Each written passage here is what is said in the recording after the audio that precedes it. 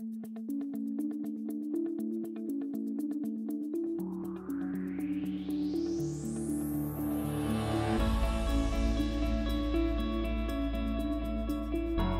everyone, Paul Akers. I know you're coming on the Japan study mission, and we stay in a lot of amazing Japanese hotels, and this one is very modern, very new, but very small.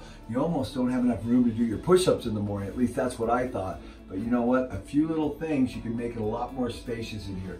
So what I do is I take the bed and just move it over here at an angle or push it up against that wall. That gives me quite a bit more room right here. You can take this table and chair right here, and I actually pull the table out like this, and then I take the stool and I put the stool up there and I put my suitcase on there and then push the table right there, and that works out really well, giving me a little more room. I got a nice little desk here. I think you're gonna like it here, but definitely you have to be a little creative, but there's not much waste, and that's the beautiful thing about coming to Japan. Motai nai. No sense in wasting if you don't have to. And at a hotel, most of the time you're just sleeping, so it really doesn't matter that you have a great big room, because you're going to be learning so much on the Japan study mission. Welcome to Japan.